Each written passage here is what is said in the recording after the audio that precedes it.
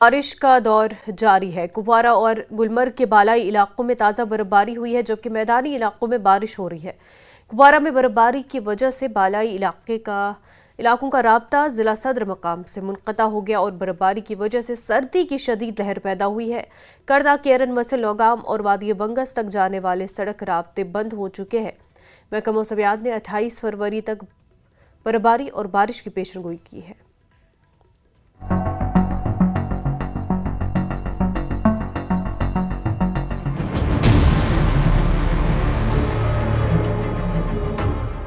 गुलमर्ग की बर्फ की वादियों का लुत्फ उठाने के लिए सैलानी दूर दूर से आते हैं।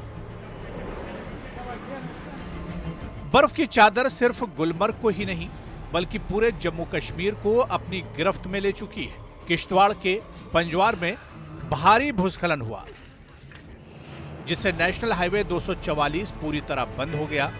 मलबे के नीचे सड़क दब चुकी है और सैकड़ों गाड़ियां रास्ते में ही फंस गई हैं।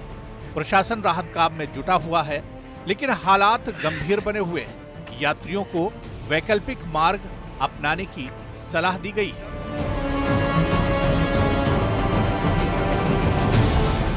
कुदरत की इस मार से बांडीपुरा के हाजिन इलाके में भी आफत आई। लगातार बारिश से सड़क में दरारें आईं और फिर देखते ही देखते सड़क का बड़ा हिस्सा धंस गया। यातायात ठप हो गई।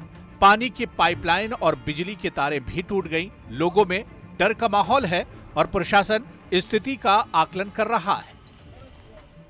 पूरी सड़क दरिया में चली गई और तब से आज तक इनका एग्जन साहब, इनका कोई हायर ऑप्शन यहाँ नहीं आया। बड़ी बदकिस्मती की बात है और मैं गवर्नर साहब से गुजारिश करता हूँ, मोतबाना गुजारिश करता हूँ, जो भी यहाँ फ्लड एंड कंट्रोल जो ये डिपार्टमेंट है, जो यहाँ पर अमला है, इनकी ट्रांसफ़र अमल में लाए। हमारी डिमांड इतनी है। अभी यहाँ पे किस तरह का माहौल है ये बताया मुझे। मुकामी बस्ती को किस तरह की परेशानी, मैंने सुना पानी वगैरह बिजली भी मुतासिर हो गई। देखिए जी, जो ये मेन रोड है और इसमें जो PHE की जो पाइप्स है वो बिल्कुल कट हो जाएंगी। जब ये रोड और भी नीचे जाएगा तो वो कट हो जाएगी और पानी नहीं है, बिजली का निज़ाम दरहम बरहम है इसी की वजह से। और कोई हायर ऑप्शन यहाँ नहीं आया और जो बस्ती है उनमें तशवीश है इस बात का कहीं हमारे मकान भी अब इसमें दरिया में ना चला जाए।